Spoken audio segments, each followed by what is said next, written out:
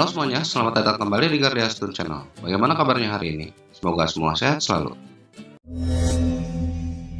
Manusia bisa melakukan apa saja dengan berbekal ilmu pengetahuan yang semakin berkembang dari sejak diturunkannya manusia pertama, Nabi Adam alaihissalam ke bumi.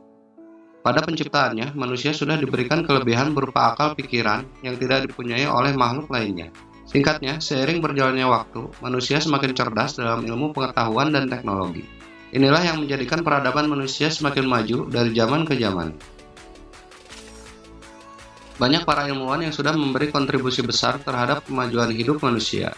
Tapi bagaimana jika ada ide-ide gila para ilmuwan yang ingin memperbaiki berbagai kekurangan pada manusia secara alamiah dengan tujuan agar peradaban manusia semakin baik? Tapi pada kenyataannya, entah disadari atau tidak, mereka telah mengabaikan entitasnya sebagai makhluk dan secara tidak langsung ingin meniru kuasa Tuhan. Berikut inilah ide-ide gila para ilmuwan dalam penelitiannya.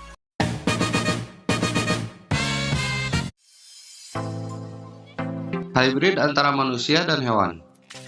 Banyak ilmuwan yang melakukan eksperimen menyilangkan hewan dan manusia, salah satunya adalah Hiromitsu Nakauchi, yang tidak disetujui di Jepang karena melakukan hibrida hewan dan manusia masih kontroversial dan ilegal di sana.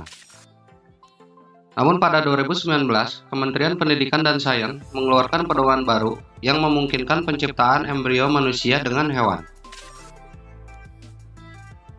Alasan mereka melakukan penyilangan antara hewan dan manusia untuk menghasilkan hewan yang memiliki organ manusia, sehingga bisa jadi donor jika manusia membutuhkan. Pada 2017, Nakauchi menghasilkan 186 embrio hibrida babi dan manusia, dan di 2018, ia mencoba untuk menghibrida domba dengan manusia. Banyak makhluk yang berhasil lahir, namun setelah diuji coba dan dikembangkan, DNA manusia hanya kurang dari 1% dan tidak menghasilkan organ manusia. Akhirnya mereka dimusnahkan dalam waktu kurang dari 28 hari. Menghidupkan orang mati. Menghidupkan orang yang sudah meninggal biasanya ada dalam dongeng atau ritual ilmu gaib. Tapi sekelompok ilmuwan mencoba membuktikan bahwa hal ini bisa dilakukan dengan sains. Sebuah perusahaan asal Amerika Serikat mencoba melakukan hal gaib yang mustahil tersebut. Eksperimen ini hanya berlaku pada orang yang mati otak.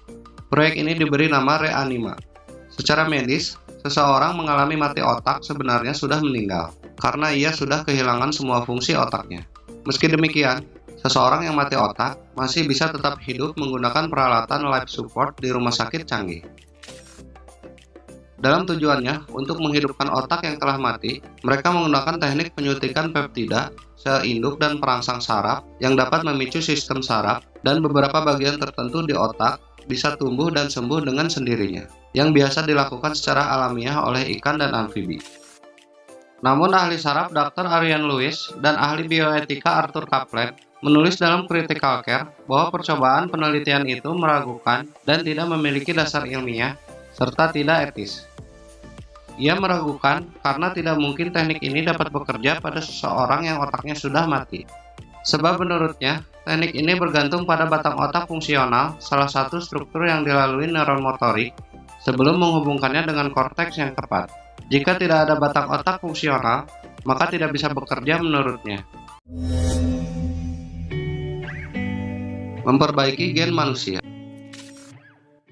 Dunia sains sudah menemukan bahwa perbaikan gen bisa dilakukan pada binatang juga tumbuhan. Namun para ilmuwan ingin menjadikan manusia sebagai tujuan selanjutnya. Keinginan ini muncul ketika seorang peneliti dari Prancis Crick Institute London bernama Cathy Niekan mendapat izin untuk mengedit embrio manusia untuk sebuah kajian ilmiah. Izin ini diberikan oleh sebuah badan bernama Human Fertilization and Embryology Authority di Inggris.